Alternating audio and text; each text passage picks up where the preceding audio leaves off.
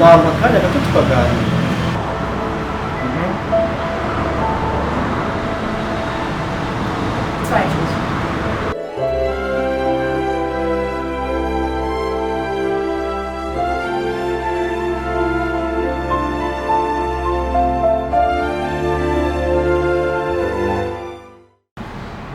Mwashimishije cyane, maze mbitegereza, ikigaragara ni uko mukunda.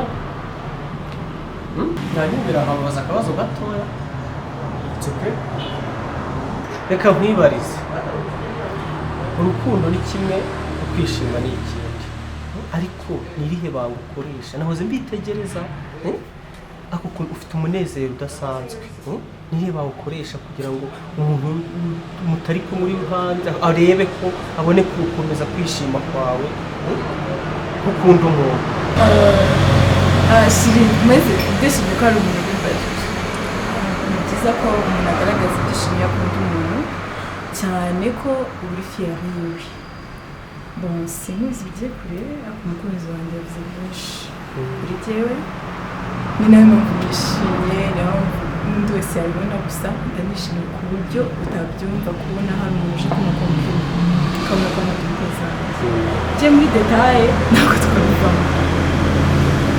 Icyo nakubwira gusa aranezeza, ntacyo namugaya. Urakoze cyane. Hanyuma nawe reka nkwibarize, wowe urabyumva ute? Ibyishimo byawe ubikora ariko urabyumva gute?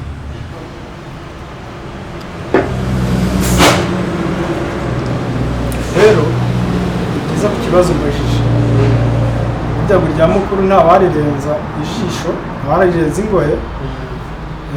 Buriya hari impamvu ufashe ya mbere ukaza gutubaza wari uri, ukaza gutubaza, hari impamvu. Rero ye mpamvu ngaragaza ibyishimo byanjye ndi kumwe na Sheri, abigaragariza abantu bose yuko mukunda koko ntamwishisha, nta kimwe kimurimo nicyo cyane. Sheri wanjye ni umuntu tujya inama, ibitekerezo ahantu hose. Sheri ndakubeshyera? Ntabwo ubeshyera kuko tujya inama, agaragariza ko ari umuntu ukunda iterambere muri we. Mbese ni umuntu muri we ubona wafata neza urugo nk'umugore mu rugo, kuko twe dukundana bifite intego, ntabwo dukundana ibi bisanzwe. Rero dufite viziyo yacu imbere tugomba gukurikiza, tukazagira n'urugo rwacu. Rero ni umuntu watunga urugo, nabonye ari umuntu ufite ibitekerezo bihagije, ni nacyo mukundira cyane. Ntameze nk'abandi bose ubona asamare, ni umwari w'u Rwanda. Murakoze cyane. Abantu benshi rero biyumvisha ko gukora ubukwe cyangwa gushaka ari ibintu bisaba ibya mirenge, ariko iyo mukundanye mukabana mwizeranye, mugera ku bintu mugafashanya, mugera ku bintu mugatunganirwa ubuziraherezo. Abantu benshi rero bumva ko kugira urugo rwiza ari ibintu bisaba ibya mirenge, sibyo?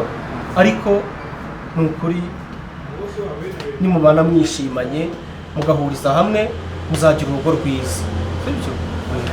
Ubuziraherezo. Bifurije amahoro n'imigisha, muzakomeze.